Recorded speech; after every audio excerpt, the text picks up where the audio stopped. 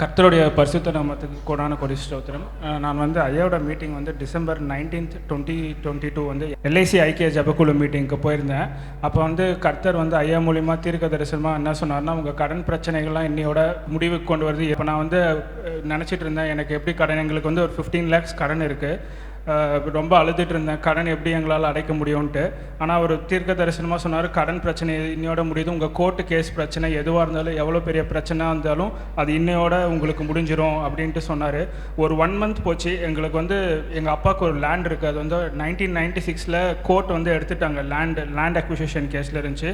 26 years-ஆக அந்த court case இழுத்துகிட்டே போயிட்டு இருந்துச்சு. எனக்கு திடீர்னு மைண்டில் ஸ்ட்ரைக் ஆச்சு. நான் வந்து ஆப் எடுத்து அந்த ஸ்டேட்டஸ் செக் பண்ணி பார்த்தா டிசம்பர் 19th வந்து ஐயா சொன்னார், டிசம்பர் 20th அடுத்த நாள் அந்த கேஸ் ஜட்ஜ் வந்து அது ஜட்ஜ்மெண்ட் கொடுத்து 2 months-குள்ளே அந்த அமௌண்ட்டை ரிலீஸ் பண்ணணும்னு சொல்லியிருந்தாரு. மொத்தம் 6 பேர் எங்கள் அப்பா கூட பிறந்தவங்க இருக்காங்க. அது 60 lakhs தான் சேங்ஷன் பண்ணியிருந்தாங்க. ஒருத்தருக்கு 10 lakhs வரும். ஆனால் வந்து ஜட்ஜ் வந்து என்ன பண்ணியிருக்காருன்னா, இத்தனை வருஷம் வராததுக்கு வந்து கவர்மெண்ட்டுக்கே வந்து நீங்கள் இவ்வளோ % இன்ட்ரெஸ்ட் போட்டு அதிகமாக கொடுக்கணும், அதுவும் 2 months கூட கொடுக்கணும்னா இன்னும் நீங்கள் சேர்த்து இன்ட்ரெஸ்ட் போட்டு கொடுக்கணும் அப்படின்னு சொன்னார். கர்த்தர் இவ்வளோ பெரிய அரசு செய்து கர்த்தருக்கு கோடான கொடி ஸ்தோத்திரம். கர்த்தருடைய பரிசுத்த நாமத்துக்கு ஸ்தோத்திரம். என் பேர் தர்மராஜ். நான் சென்னை படப்பிலேருந்து வர்றேங்க. என் சொந்த ஊர் தென்காசி மாவட்டம் மானத்தூர். நான் சுமார் ஒரு 52 வருஷமாக சென்னையில் இருக்கிறேன். மேரேஜ் ஆகி 45 வருஷம் ஆச்சுங்க. வாடகை வீட்டில் தான் இது வரைக்கும் சென்னையில் இருந்தேன்.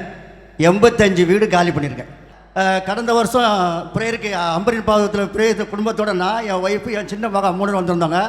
கீழே லாஸ்ட்டில் உட்காந்து ப்ரேயர் கேட்டுட்டு இருக்கும்போது ஐயா மூலமாக கர்த்தர், தர்மராஜ் நீ வந்து இவ்வளோ கஷ்டம், இவ்வளோ வேதனை, இவ்வளோ பிரச்சனையோடு வந்திருக்க, இன்றைக்கி உன் பிரச்சனைலாம் தீர்ந்து போகுது, இந்த மாதத்துலேருந்து உனக்கு ஒரு மாறுதல், இது இந்த மாதம் உனக்கு டேர்னிங் பாயிண்ட் அப்படின்னு சொல்லி 2 தடவை தர்மராஜ் பேரை சொல்லி தீர்க்கதரிசன வசனம் வந்ததுங்க.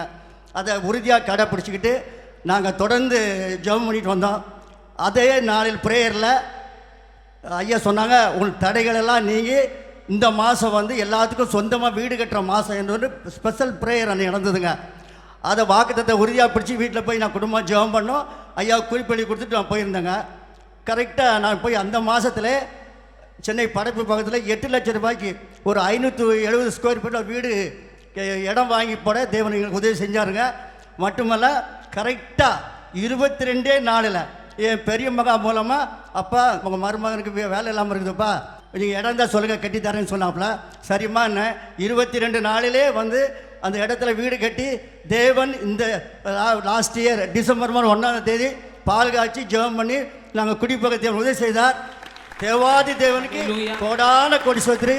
ஜெபம் பண்ண ஐயாவுக்கு நன்றி நன்றி நன்றி.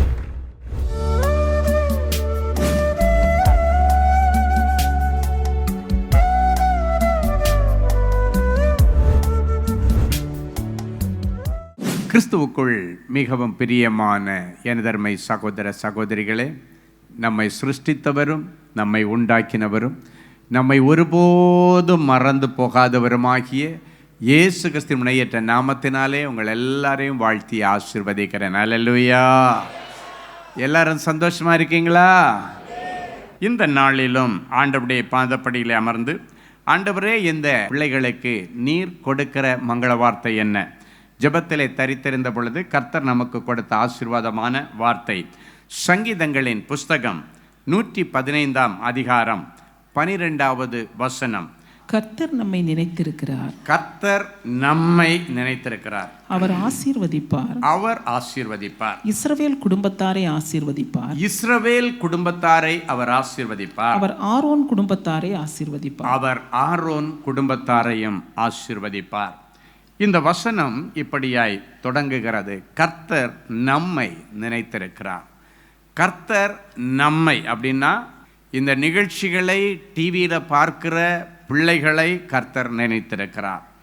இதை யூடியூபில் பார்க்கிற பிள்ளைகளை கர்த்தர் நினைத்திருக்கிறார். நம்மை ஆண்டவர் நினைத்திருக்கிறார். நிறைய பேர் உங்களை மறந்துட்டாங்க, உங்களை கண்டுக்கலை. உங்ககிட்ட காசு இருக்கும்போது கூடயே சுற்றி வந்தாங்க. உங்கள்கிட்ட அழகு இருக்கும்போது சுற்றி வந்தாங்க. இப்போ நீங்கள் யாருக்குமே வேண்டாம், யாருக்குமே இப்போ நீங்கள் தேவையில்லை. ஆனால் இயேசு சொல்கிறார், நீ எனக்கு தேவை என்று சொல்லுகிறார். உன்னை நான் நினைத்திருக்கிறேன் என்று சொல்லுகிறார். வேதத்தில் ஒரு அருமையான வசனம் உண்டு. எப்ராயிம் எனக்கு பிரியமான பிள்ளை அல்லவா, அவனுக்கு விரோதமாக நான் சில காரியங்களை பேசினது முதல் அவனையே நினைத்து கொண்டிருக்கிறேன் என்று ஆண்டவர் சொல்லுகிறார். அப்படின்னா என்ன அர்த்தம் தெரியுமா? சில நேரங்களில் நம்ம ஆண்டவருக்கு விரோதமாக சில காரியங்களை செய்யும் பொழுது ஆண்டவர் நம்ம மேலே கோபப்பட்டாலும் அடுத்த நிமிஷம் நம்மளை நினச்சிக்கிட்டே இருப்பாராம். சில நேரங்களில் நம்ம தகாத காரியங்களை செய்யும்போது ஆண்டவர் சில நேரங்களில் உங்களை கண்டிக்கிறார், தண்டிக்கிறார். ஏன்னா வேதம் சொல்லுகிறது, கர்த்தர் தமக்கு பிரியமான பிள்ளைகளை சிட்சிக்கிறாராம். அதே போல் ஒரு தகப்பன் தன் பிள்ளையின் மேலே வைத்திருக்கிற ஒரு ஆசையினாலே, ஒரு அன்பினாலே தான் தன்னுடைய பிள்ளைகளை தண்டிக்கிறானே தவிர அவன் பிள்ளைகளை பழிவாங்கினோ, பிள்ளைகளை தொல்லை பண்ணனோ, கஷ்டப்படுத்தினேன்னு சொல்லி ஒரு நாளும் ஒரு தகப்பனும் தாயும் பிள்ளைகளை அடிக்க மாட்டார்கள். சில நேரங்களில் ஆண்டவர் நம்மளை கண்டித்தாலும் அவங்க மேலே நினைவாக இருக்கிறார். அன்றைக்கு எப்ராயிம் என் சேஷ்ட புத்திரன் அல்லவா, அவனுக்கு விரோதமாய் சில காரியங்களை செய்ததை நிமித்தம், அப்படின்னா கண்டித்ததை நிமித்தம்னு அர்த்தம். அதன் நிமித்தம் நான் அவனையே நினைத்து கொண்டிருக்கிறேன். அந்த வசனத்தை வாசிக்கும்போது நான் என்னுடைய அனுபவத்தை யோசித்து பார்த்தேன். என் பிள்ளைகளை அடிச்சிட்டேன்னா அதன் பிறகு அவங்க ஞாபகமாகவே இருக்கும். அதுக்கு பிறகு அவங்கள கொண்டு போய் கூல் பண்ணுறதுக்கு என்னென்ன வேணுமோ எல்லாம் வாங்கி கொடுத்து அப்படியே கூல் பண்ணி அப்படி அழகாக கொண்டு போயிடுவேன். ஸோ எதுக்கு சொல்கிறேன்னா, எந்த பிள்ளைகளும் தன்னுடைய தாய் தகப்பன் உங்களை கண்டிக்கும்போது எங்கள் அப்பா அம்மாவுக்கு என்னை பிடிக்கல அதனால தான் கண்டிக்கிறாங்கன்னு ஒரு நாளும் நினைக்கக்கூடாது. உங்களை நேசிக்கிறதுனால, உங்களை ரொம்ப அவங்க அன்பு செய்கிறதுனால தான் என் பிள்ளை தப்பான வழியில் போயிடக்கூடாதுன்ற ஒரு ஆதங்கத்தில் அவங்க அடித்து அப்படி வளர்க்குறதுனால தான் பிள்ளைகள் அவருடைய எதிர்காலம் கர்த்தருக்குள்ளே ஸ்திரப்பட்டு சீர்படுத்தப்படுகிறது. சீர்படுத்துகிற பொறுப்பை ஆண்டவர் தன்னுடைய பெற்றோரிடத்திலே கொடுக்கிறார். பிள்ளைகளை சீர்படுத்தி ஸ்திரப்படுத்தி அவங்கள நடத்துகிற பொறுப்பை பெற்றோரிடத்திலே கொடுக்கிறார். ஆண்டவர் உன்னிப்பாய் கவனித்து கொண்டிருக்கிறார். ஆனால் அந்த பொறுப்பை பெற்றோரிடத்திலே கொடுக்கிறார். அதனால தான் வசனம் சொல்லுகிறது, பிள்ளையாண்டானை நடத்த வேண்டிய விதத்திலே நீ நடத்தினால் முதிர் வயதிலும் அவன் அதை கடைபிடிப்பான் என்று சொல்லப்பட்டிருக்கிறது. என் அன்பு தேவனுடைய பிள்ளைகளை சில நேரங்களில் பிள்ளைகளை அடிக்கும்போது டேடி டேடின்னு அந்த பிள்ளைங்க அப்படி அழும்போது மனசு உடையும். ஆனாலும் இந்த பிள்ளைகள் அடுத்து இந்த தப்பை பண்ணக்கூடாதே அப்படின்றதுனால அதையும் தாண்டி நம்ம கண்டிக்கிறோம். எல்லா பெற்றோரும் செய்கிற காரியம்தான். ஆனால் எந்த தாய் தகப்பன் பிள்ளைகளை கண்டிக்காமல் வளர்க்கிறார்களோ அப்படி வளர்க்கப்படுகிற பிள்ளைகள் பின் நாட்களில் ஒரு ஏமாற்றத்தை அவர்களால் ஏற்றுக்கொள்ள முடியாது, ஒரு தோல்வியை ஏற்றுக்கொள்ள முடியாது, ஒரு சின்ன கஷ்டம் வந்து அவங்களால ஏற்றுக்கொள்ள முடியாது. அப்படிப்பட்ட நிலைமையில் அந்த பிள்ளைகள் வளர்க்கக்கூடாதபடிக்கு பெற்றோர்கள் பிள்ளைகளை கண்டிப்பாக நல்ல விதத்தில் நடத்த நீங்கள் கடமைப்பட்டிருக்கிறீர்கள். அப்படி இருந்தால் அந்த நாட்களில் அவர்களுக்கு வலிக்கும். இன்றைக்கு என் பிள்ளைகள் வளர்ந்து வருகிற நாட்களில் பார்க்கும் பொழுது அது அவர்களுக்கு ஆசீர்வாதமாக இருக்கிறது. சரி, எதுக்கு சொல்கிறேன்னா, அதுக்காக அடிக்கிறதுக்காக பிள்ளைகளை நம்ம ஞாபகத்தில் வச்சுக்காம இல்லை, பிள்ளைகளை எப்போவுமே நம்ம நினைவில் வச்சு அவங்களுக்கு எந்தெந்த காலத்தில் எது செய்யணுமோ எல்லாத்தையும் நம்ம செய்து கொடுப்போம். அதுதான் பிள்ளைகளுக்கு பெற்றோர்கள் வைத்திருக்கிற பெரிய ஆசீர்வாதம். நீங்கள் இந்திய தேசத்தில் பிறக்கிறதுக்கு முதல்ல கொடுத்து வச்சிருக்கணும். உலக தேசங்கள் அனைத்திலும் கடந்து போன ஒரு அனுபவத்தில் நான் சொல்கிறேன், இந்த பெற்றோர்கள் பிள்ளைகள் என்கிற அதிகமான பிணைப்பும் அன்பும், இந்த பிள்ளைகளுக்காக பெற்றோர்கள் தியாகம் பண்ணுகிற வாழ்க்கையும் நான் இந்திய தேசத்தில் தான் பார்க்குறேன். அயல் தேசத்துக்கு போனால் இந்திய தேசத்தில் உள்ள பிள்ளைகள் அங்கே இருக்கிறவங்க தான் இந்த அழகான ஐக்கியத்துக்குள்ளால் இருக்கிறாங்க. வெளி தேசத்தில் அமெரிக்கா, ஆஸ்திரேலியா, கனடா இது போன்ற தேசத்தில் எல்லாம் பார்த்திங்கன்னா வெள்ளைக்காரங்க 18 வயசு 17 வயசு அந்த ஸ்கூல் முடிக்கிறது வரைக்கும் தான் பிள்ளைகளை பார்த்துக்குவாங்க. அதுக்கப்புறம் அவன் எங்கே போகிறான், என்ன செய்கிறான், எதையும் இவங்க கண்டுக்க மாட்டாங்க. படிக்கிறானா படிக்கலையா, அவனை படிக்க வைக்கிறதுக்கு செலவு பண்ணுறதோ ஒன்றும் இல்லை. அதுக்கப்புறம் அவனாக சம்பாரித்து படிச்சுக்கணும், அதுக்கு அவனாக சம்பாரித்து வளர்ந்ததான் உண்டே தவிர, நம்முடைய பெற்றோரை போல் கல்லூரி காலங்கள் அதுக்கப்புறம் அவன் கல்யாணம் பண்ணுறதுலேருந்து எல்லாத்தையும் நம்ம பார்த்து செய்வோம். அங்கே அப்படியெல்லாம் கிடையாது. அவனா வேலை செய்துட்டு படித்தேன்னா படிக்கலாம், இல்லை நான் சுற்றலாம், ஊர் சுற்றலாம், எந்த மனுஷனோட அவங்க சுற்றலாம். பெற்றோர்கள் அதை கண்டுக்கிறது கிடையாதுன்னா அங்கே உள்ள கல்ச்சர் அப்படித்தான் இருக்கிறது. ஆனால் நம்முடைய இந்திய தேசத்தை பார்க்கும் பொழுது தான் வேதாகம கல்ச்சர் இந்திய தேசத்திலே அதிகமாய் மக்கள் மத்தியில் இருக்கிறதை பார்க்கிறேன். அந்த அப்பா அம்மா பிள்ளைகள் என்கிற அந்த குடும்ப உணர்வு. இன்றைக்கு செய்தியே என்னன்னா, குடும்பங்களை ஆசீர்வதிக்கிற ஆண்டவர், அந்த குடும்பத்தில் ஒரு அன்பு, ஒரு ஐக்கியம், ஒரு அந்யோன்யம், பிள்ளைகளுக்காக பெற்றோர்கள் செய்கிற தியாகங்கள் எல்லாவற்றையும் நினைத்து பார்த்து நான் ஆண்டவருக்கு நன்றி செலுத்துகிறேன். நான் இந்திய தேசத்திலே பிறந்ததற்காக. ஹல்லேலூயா. என் அன்பு தேவனுடைய பிள்ளைகளே, இன்றைக்கு ஆண்டவர் உங்க குடும்பங்களை ஆசீர்வதிக்கணும்னு விரும்புகிறாரு. அப்போ குடும்பங்களை ஆசீர்வதிக்கணும்னா குடும்பங்களை அவர் நினைத்திருக்கிறேன் என்று சொல்லுகிறார். முதல்ல சொல்றாரு, கர்த்தர் நம்மை நினைத்திருக்கிறார். நீங்க நினைக்கலாம் ஆண்டவர் என்ன கண்டுக்கவே இல்லைன்னு சிலர் சொல்லுவாங்க. ஆனால் அவங்க திரும்பி பார்த்தாச்சுன்னா தான் தெரியும். அவங்க இந்த வார்த்தையை சொல்லும் பொழுது அவரிடத்தில் உயிர் இருக்கிறதுனால தான் சொல்கிறாங்க. ஆண்டவர் அவர்களை நினைத்தபடியினாலே தான் அவர்களுக்கு உயிரை கொடுத்தார், அவர்களுக்கு நல்ல ஒரு குடும்பத்தை கொடுத்தார். இன்றைக்கி பார்த்தீங்கன்னா நீங்கள் ஒவ்வொருவரும் அட்லீஸ்ட் சொந்த வீடு இல்லைனாலும் குடியிருக்க ஒரு வாடகை வீட்டையாவது இருக்கிறீங்க, இல்லைன்னா ஒரு லீஸ் வீடு, ஒரு போக்கியத்திற்கு ஒரு வீடை எடுத்து வச்சுட்டு ஏதோ ஒரு இடத்துல நீங்கள் உட்கார்ந்து உங்களுடைய குடும்பத்தை பெருசாக இல்லைனாலும் அன்றன்றைக்குள்ள ஆகாரத்தை பிள்ளைகளுக்கு போஷித்து அழகாக பிள்ளைகளை நடத்தி கொண்டிருக்கிறீர்கள். வசதி இல்லைன்னா கூட நீங்கள் கஷ்டப்பட்டு உழைத்து உங்களுடைய பிள்ளைகளை நல்லபடியாக படிக்க வைக்கிறீங்க. எனக்கு வசதி இல்லை அதனால் என் பிள்ளை படிக்கவே வேண்டான்னு சொல்லிட்டு இந்த நாட்களில் பிள்ளைகளை பணிக்கு அனுப்புகிற, சிறு பிராயத்திலே வேலைக்கு அனுப்புகிற பெற்றோர்கள் மிக மிக மிக குறைவு. சில பெற்றோர்கள் சொல்லுவாங்க, நான் படிக்கலை, என் பிள்ளைகளாவது நல்லா படிக்கணும். சிலர் சொல்லுவாங்க, எனக்கு இங்கிலீஷே வரல, என் பிள்ளைங்க இங்கிலீஷ் பேசுகிறத பார்த்து நான் ரசிக்கணும் அப்படின்வாங்க. அப்படித்தான் இந்த சாதாரண வேலை செய்கிற பிள்ளைகள், கூலி வேலை செய்கிற பிள்ளைகள் இன்றைக்கு பிள்ளைகளை நல்ல இங்கிலீஷ் பள்ளிக்கூடத்தில் கான்வென்ட் ஸ்கூலில் படிக்க வச்சு அவங்கள நல்ல ஆளாக்குறதை கண்டு கர்த்தருக்குள்ளே நன்றி செலுத்துகிறேன். ஒரு முறை அன்பரின் பாதத்தில் ஒரு நாள் கூட்டத்தில் நான் ரொம்ப நேசிக்கிற ஒரு குடும்பம், நல்ல எங்களுடைய ஊழியத்தில் நெருக்கமாக இருக்கிற ஒரு குடும்பம். அப்போது அந்த கணவன் மனைவி அவங்களுக்கு 2 கேர்ள்ஸ் பிள்ளைங்க இருக்கிறாங்க. மீட்டிங் ரெகுலராக வருவாங்க. அப்போது ஒரு நாள் திடீர்னு அவங்க அப்பாவை காணோம், அந்த பிள்ளைகளுடைய தகப்பன் வரல. அப்போ நான் கேட்டேன், எங்கே அப்பா எங்கே அப்படின்னு கேட்டேன். அப்பா ஏன் மீட்டிங் வரலன்னு கேட்டேன். அப்போது அந்த பிள்ளைகள் சொல்கிறாங்க, இப்போ நான் காலேஜ், அப்போ தான் அந்த மூத்த மக 12th முடிஞ்சு காலேஜுக்கு போனவ சொல்கிறா, இப்போ நான் காலேஜுக்கு போனேன் இல்லைங்கள், இது வரைக்கும் எங்கள் அப்பா ஆட்டோ ஓட்டி அதிலிருந்து வருகிற வருமானத்தை வச்சு நாங்கள் குடும்பத்தை நடத்திட்டு இருந்தோம். பகலில் ஆட்டோ ஓட்டுவார், நைட்டு வீட்டில் இருந்தார். இப்போ பகலில் ஆட்டோ ஓட்டிட்டு நைட்டு செக்யூரிட்டி ஜாபு போயிட்டு பண்ணுறாரு. எதுக்கு? நைட்டெல்லாம் வேலை செய்தால் தான் என்ன கல்லூரியில் படிக்க வைக்க முடியும். பாருங்கள், ஒரு சாதாரண ஒரு ஆட்டோ ஓட்டுற ஒரு சகோதரன் தன்னுடைய பிள்ளை கல்லூரிக்கு படிக்க போகிறா, இப்போ நமக்கு எக்ஸ்ட்ரா இன்கம் தேவைப்படுதுன்றதுக்காக இரவெல்லாம் கண் விழித்து அதன் பிறகு அந்த செக்யூரிட்டி ஜாபுக்கு போயிருக்கிறார். இதுதான் இந்திய தேசத்தில் உள்ள பெற்றோருடைய தியாகம். இந்த தியாகத்திற்காக நான் ஆண்டவருக்கு நன்றி செலுத்துகிறேன்.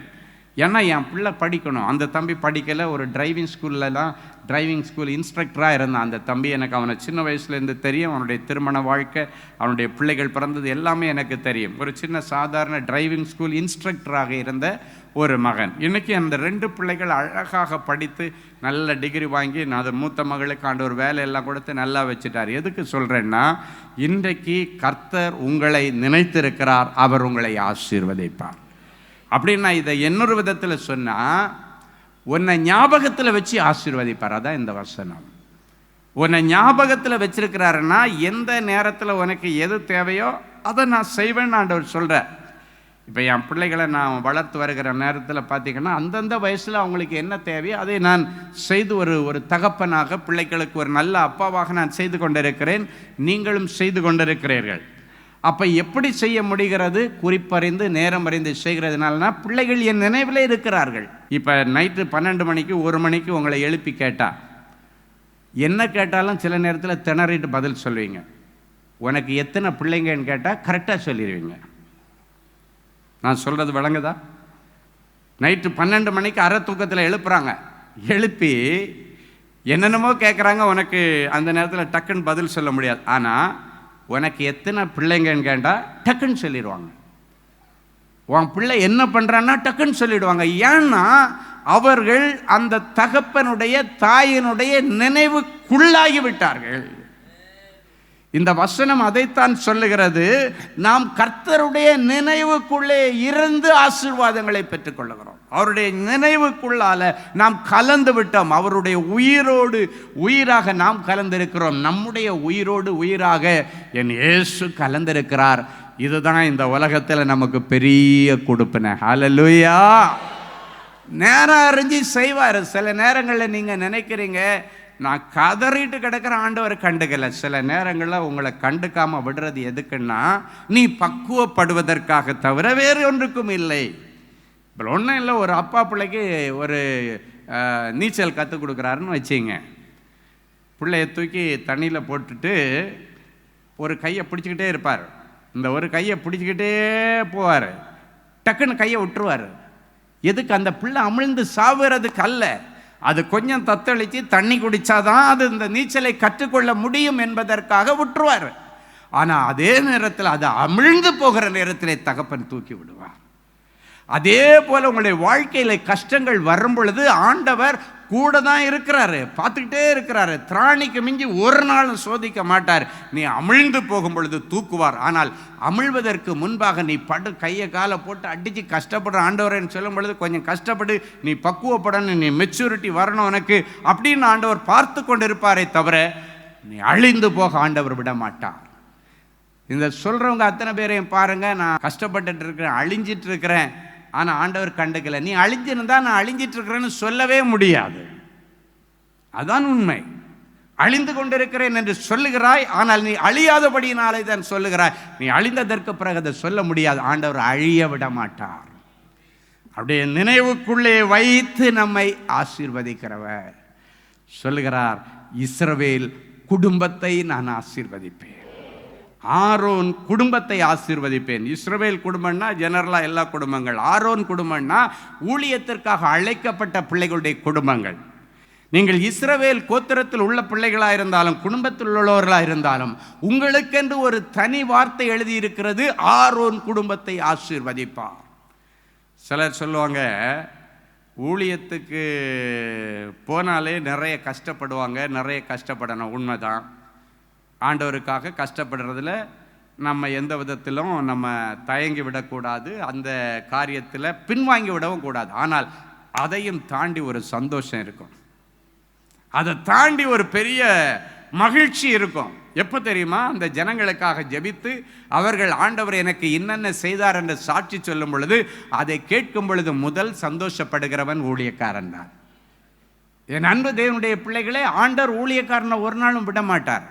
நிறைய பேர் என்ன நினைக்கிறீங்க, அவன் ஊழியத்துக்கு வந்தாச்சுனாலே ஒரு ஜிப்பாவும் போட்டுட்டு ஒரு சோல்னா பையன் போட்டுட்டு அப்படியே பரதேசி மாதிரி சுத்தனன். இல்லை, அவர்கள் ராஜாக்கள், ஆசாரியர்கள், ஆண்டவருடைய மகிமையான காரியத்தை செய்கிற ராஜாதி ராஜாவுடைய ஸ்தானாதிபதிகள், ராஜகுமாரர்களாக தான் இந்த பூமியில் உலா வர வேண்டும். நீங்கள் ஒரு நாளும் ஊழியக்காரன் அவன் காரில் போகிறான் பாருங்கன்னு சொல்லவே கூடாது. ஒரு முறை நான் கார் வியாபாரம் பண்ணும்போது ஒரு சகோதரன் தன்னுடைய மனைவியையும் கூட்டிட்டு ஒரு பாஸ்டரையும் கூப்பிட்டு வந்தார், வண்டி வாங்க. அப்போ நான் என்ன நினச்சேன், பொதுவாக பாஸ்டருங்களை கூப்பிட்டுட்டு ஒரு ஃபேமிலி வருதுன்னா அவங்க வண்டி எடுக்கும்போது எங்கள் பாஸ்டர் ஜெபம் பண்ணி கொடுக்கணும் அப்படின்றதுக்காக கூப்பிட்டுட்டு வர்றாங்கன்னு தான் நினைப்பேன். அப்படி தான் அன்னைக்கு நினச்சேன். பார்த்துட்டு பாஸ்டரை கூப்பிட்டுட்டு எல்லா காம்பவுண்டில் உள்ள எல்லா வண்டியும் ஒன்றொன்னா சுற்றி சுற்றி சுற்றி பார்க்குறார். ஆரோன் குடும்பத்தாரை கர்த்தர் ஆசீர்வதிப்பார். அதுக்காக சொல்கிறேன், ஊழியத்தில் நொந்து போய் நொடிந்து போய் ஊழியம் செய்யணுமா வேண்டாமா விட்டுட்டு ஓடிடலாமான்னு ஏதோ ஒரு சிலர் இங்கே இருக்கிறீர்கள். உங்களுக்காக ஆண்டவர் திடீரென்று இந்த காரியத்தை சொல்லுகிறார். அப்போ பாருங்கள், அந்த வண்டியெல்லாம் பார்த்துட்டு ஒரு வண்டியை செலக்ட் பண்ணிட்டாங்க. பெஸ்ட்டு கார் ஒன்று நல்லது செலக்ட் பண்ணிட்டாங்க. என்ன காருன்னு எனக்கு இப்போ ஞாபகம் இல்லை. நான் நல்ல காஸ்ட்லி கார் ஒன்று இருக்கிறதுல நல்லதாக பார்த்து செலக்ட் பண்ணிவிட்டு மேலே அட்வான்ஸு ரிசிப்ட் போடுறதுக்காக வேண்டி என்னுடைய அறைக்கு வர்றாங்க. அப்போ நான் அந்த ஐயாட்ட கேட்டிருக்கிறேன், ஐயா யார் பேரில் வண்டி வாங்க போகிறீங்க, யார் பேரில் ட்ரான்ஸ்ஃபர் பண்ண, உங்கள் பேர்லையா உங்கள் மனைவி பேர்லையான்னு கேட்டேன். உங்கள் பேர்லையா உங்கள் மனைவி பேர்லையான்னு கேட்டேன். இல்லை எங்கள் பாஸ்டர் பேர்லன்னார். வண்டி நீங்கள் வாங்குறீங்களா பாஸ்டர் வாங்குறாரான்னு கேட்டேன். எங்கள் பாஸ்டருக்காக நாங்கள் வாங்கி கொடுக்குறோம் அப்படின்னாங்க. அப்போ நான் கேட்டேன், சரி நீங்கள் இவ்வளோ விலை உயர்ந்த காரை உங்கள் பாஸ்டருக்காக வேண்டி வாங்கி கொடுக்குறேன், அது வரைக்கும் பாஸ்டருக்கே தெரியாது. பாஸ்டரை கூப்பிட்டு வந்து ஜெபம் கூப்பிட்டு வந்திருக்காங்கன்னு தான் அவரே நினைக்கிறார், அவருக்கே தெரியாது. அப்போ இவ்வளோ பெரிய காரை பாஸ்டர் வாங்கி கொடுக்குறீங்க, நீங்கள் என்ன கார் வச்சுருக்கிறீங்கன்னு கேட்டேன். நான் 2 வீலர் வச்சுருக்கிறேன், ஹோண்டா பைக் வச்சுருக்கிறேன் அப்படின்னு சொன்னார். ஹோண்டாவில் ஸ்ப்ளெண்டர் வச்சுருக்கிறேன்னு சொன்னார். அப்போ எனக்கு ஆச்சரியமாக இருந்தது, எப்படி இவர் ஒரு 2 வீலர் வச்சுட்டு இவர் ஒரு காரை வாங்கி பாஸ்டருக்கு ப்ரெசன்ட் பண்ணுவார். அப்போ அவர் சொன்னார், அந்த சகோதரன் சொன்னார், எங்கள் பாஸ்டர் ஐயா காரில் போகிறத பார்த்து நாங்கள் சந்தோஷப்படணும், அவர் நல்லா இருக்கிறத நாங்கள் பார்க்கணும். ஏன்னா இரவு பகலாக எங்களுக்காக உபவாசம் இருந்து ஜெபிச்சு, அந்த உபவாச ஜெபத்தில் நாங்கள் இன்றைக்கி வளர்ந்துட்டு வர்றோம். எங்களுக்காக ஒவ்வொரு நாளும் ஆண்டவரிடத்தில் பரிதவித்து பேசுகிற எங்கள் பாஸ்டர் ஐயா நல்லா இருக்கணும். சில மாதங்கள் கழித்து பார்த்திங்கன்னா அவருக்கு ஒரு நல்ல ப்ரமோஷன் வருகிறது. அப்போ ஒரு நல்ல அழகான காரு அவரே வந்து இங்கே வந்து வாங்கி அதே பாஸ்டரோட வந்து இப்போ பாஸ்டர் ப்ரே பண்ணி அவருக்கு வண்டி கொடுக்குறாங்க. அப்போ எதுக்கு சொல்கிறேன்னா, இன்றைக்கு நிறைய பேருடைய மனநிலையில் பாஸ்டருங்க நல்லா இருக்கக்கூடாது, பாஸ்டருங்க பிள்ளைங்க வந்து ட்ரெஸ் பண்ணக்கூடாது, பாஸ்டருடைய பிள்ளைங்க வந்து மேக்கப் பண்ணக்கூடாது, அதெல்லாம் வந்து சாதாரணமான காரியங்கள், அதெல்லாம் நீங்கள் பார்க்கவே கூடாது. எல்லாருடைய பிள்ளைகளுக்கும் உணர்வுகள் இருக்கும், உணர்ச்சிகள் இருக்கும், எல்லாருக்கும் நல்லா பிள்ளைகளை வைக்கணுன்ற ஆசை இருக்கும். ஆண்டவர் அதைத்தான் விரும்புகிறார். ஆண்டவருக்கு ஊழியம் செய்கிறதுனால மற்ற பிள்ளைகளை காட்டிலும் அவர்கள் மேன்மையாக இருக்க வேண்டும் என்பதுதான் ஆண்டவருடைய ஆசை. இன்னைக்கு ஆண்டவர் அந்த ஆரோன் குடும்பத்தில் இருக்கிற நிறைய ஊழியம் செய்கிற பிள்ளைகள் நொந்து போயிருக்கிறீங்க.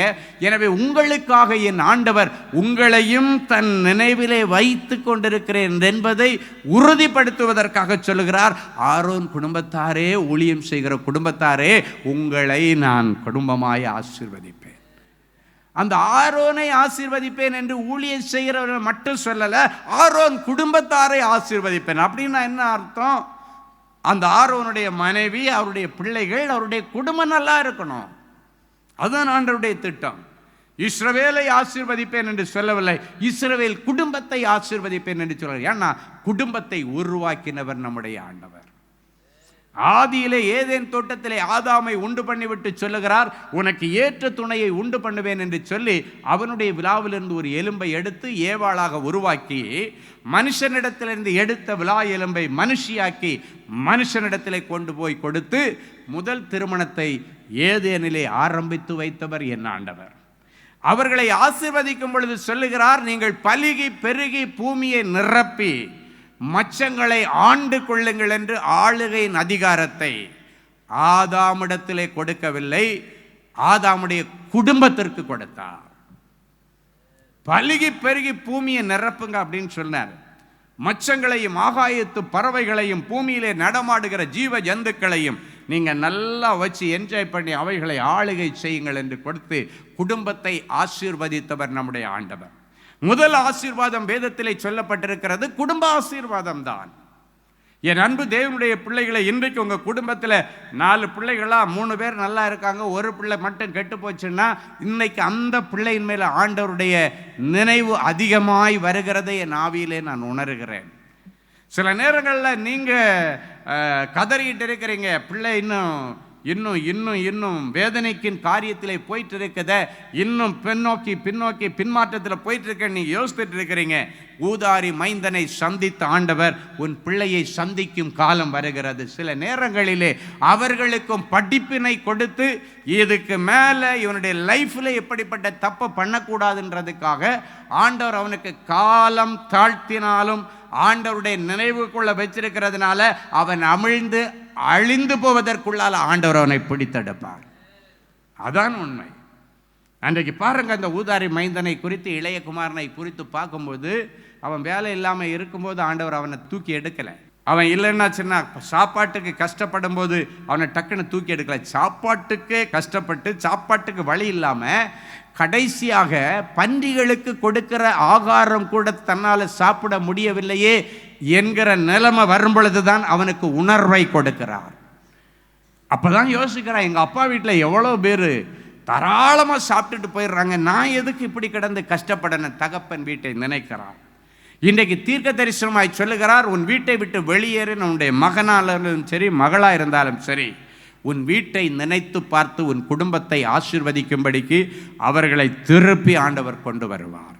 வனசஞ்சாரியை போல சுற்றுகிற அவர்களை குணசாலியாக கூடாரவாசியாக மாற்றி ஆண்டவர் ஒரு அற்புதத்தை செய்வார். கர்த்தர் உங்கள் குடும்பத்தை நினைத்திருக்கிறார், அவர் உங்களை ஆசீர்வதிப்பார்.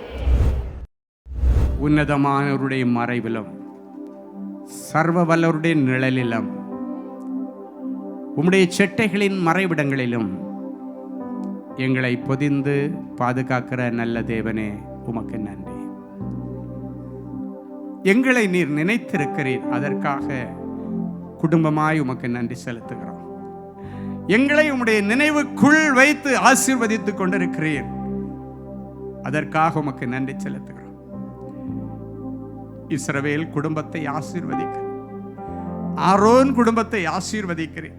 இந்த 2 காரியங்களுக்குள் இங்கு இருக்கிற எல்லா குடும்பங்களும் அடங்கி இருக்கிறபடியினாலே ஆசீர்வாதம் இந்த பிள்ளைகள் மேல் தங்கி இருக்கட்டும். இஸ்ரவேலை ஆசீர்வதிப்பது எனக்கு ரொம்ப பிடிக்கும்னு சொன்ன தேவனே, நீங்க ரொம்ப பிடிச்சு என் பிள்ளைகளுடைய குடும்பத்தை இன்றைக்கு ஆசீர்வதியும். என் பிள்ளைகளுடைய குடும்பத்தை தழைக்கும்படி செய்வேன் என்று சொன்னேன். நேற்றைக்கு வரைக்கும் ஒரு அடி எடுத்து வச்சா 4 அடி சறுக்குது, ஒரு ஸ்டெப்பு முன்னேறலான்னா 4 ஸ்டெப்பு பின்னால வலிக்கு. ஆண்டவரே, என்னால முன்னேற முடியலையே. இரவு பகலாக நான் உழைக்கிறேன், ஆனாலும் 4 காசு மிச்சம் பிடிக்க முடியவில்லையே. என் குடும்பத்திற்காக நான் எப்பொழுது இனி சம்பாதிப்பேன், என் பிள்ளைகளுக்காக எப்பொழுது நான் இனி சம்பாதிப்பேன் என்று யாக்கோபு வெறி கொண்டது போல என் பிள்ளைகளுடைய இருதயமும் இன்றைக்கு ஏங்கி கொண்டிருக்கிறது. எப்ப யாக்கோபு இந்த வார்த்தையை சொன்னானோ அதன் பிறகு அவனுக்கு வழி திறந்த தேவனே, என் பிள்ளைகளுக்கும் நல்ல வருமானத்திற்கும் நிரந்தர வேலைக்கும் ஆண்டவர் வழி திறந்து தார். சில பிள்ளைகள் வியாபாரத்தை ஆரம்பிச்சேன், லாபம் சம்பாதிக்கலான்னு பார்த்தா நான் நஷ்டத்தை சம்பாதிச்சிட்டு இருக்கிறேன்னு கண்ணீரோட வந்திருக்கிறாங்கப்பா. இன்னைக்கு கூட நீங்க சொன்னீங்களே, உன் குடும்பங்களை தழைக்க பண்ணுவேன், துளிர்க்க பண்ணுவேன்னு சொன்ன தேவனே, நேற்றைக்கு வரைக்கும் உடைய வியாபாரம் எப்படி இருந்ததோ எனக்கு தெரியாது. அதனுடைய சின்ன வியாபாரமோ பெரிய வியாபாரமோ எனக்கு தெரியாது. மொத்தத்தில் வியாபாரம், என்னுடைய வேலை இன்றைக்கு பிள்ளைகள் துளிர்ப்பதாக தழைப்பதாக நான் ஆசீர்வதிக்கிறேன். என் பிள்ளைகள் இனி கடன் வாங்கக்கூடாது, கடன் கொடுக்கிற ஜாதியாய் மாற்றும். ஆண்டவரே, இந்த கடன்காரர்களுக்கு பயந்து என் பிள்ளைங்க பொய் சொல்ல ஆரம்பிச்சிட்டாங்க. கடன்காரர்களுக்கு பயந்து என் பிள்ளைகள் ஞாயிற்றுக்கிழமைன்னு கூட பார்க்காம இப்பொழுது வேலைக்கு போக ஆரம்பிச்சிட்டாங்க. ஆண்டவரே, இந்த நிலைமை மாறுவதாக நான் ஆசீர்வதிக்கிறேன். உம்முடைய பரிசுத்த நாளை கனம் பண்ணும்படிக்கு என் பிள்ளைகளுக்கு நீர் கொடுத்த மற்ற 6 தினங்களிலே இவர்களுக்கு நல்ல வரத்துள்ள பலன் வருவதாக. வேலை செய்கிற இடத்துல நல்ல பதவி உயர்வுகள் கிடைக்கட்டும், சம்பள உயர்வுகள் கிடைக்கட்டும். என் பிள்ளைகளுடைய பாத்திரம் நிரம்பி வழியட்டும், நஷ்டங்கள் தடுத்து நிறுத்தப்படட்டும், வீண் செலவுகள் தடுத்து நிறுத்தப்படட்டும். என் பிள்ளைகள் கூட கூடையாய் என்னை மிச்சமெடுப்பார்களாக. கோழி இறக்கைக்குள்ளால பிள்ளைகளை சேர்க்கிறது போல இவர்களை இயற்கையின் அழிவுகளுக்கும் செயற்கையின் அழிவுகளுக்கும் பொல்லாத மனுஷருடைய அழிவுகளுக்கும் பொல்லாத பிசாசனுடைய அழிவுகளுக்கும் மாந்திரிக வல்லமையின் அழிவுகளுக்கும் நீங்களாக்கி இவர்களை பொதிந்து காத்துக் கொள்ளுவீராக. இயேசுவின் மூலம் பிதாவே, ஆமென். கிறிஸ்துவுக்குள் அன்பானவர்களே, ஆண்டவராகிய இயேசு கிறிஸ்துவின் இனிய நாமத்தில் அன்பின் வாழ்த்துக்கள்.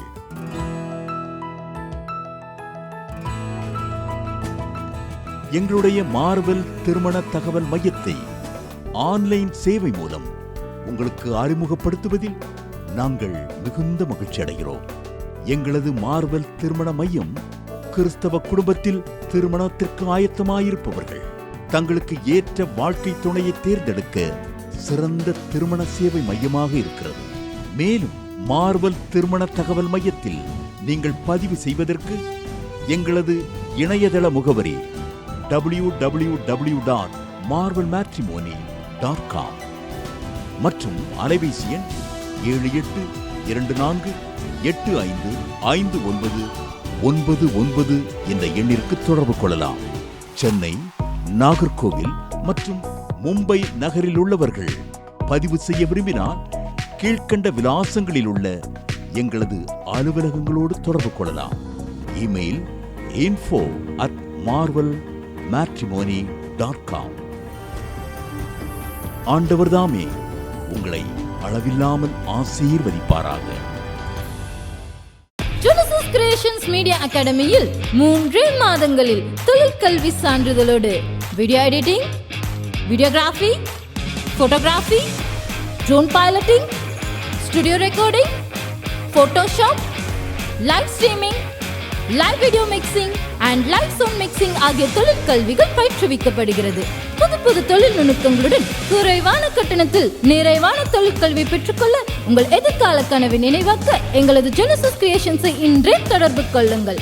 மேலும் விவரங்களுக்கு 7824850999 என்ற எண்ணை தொடர்பு கொள்ளுங்கள்.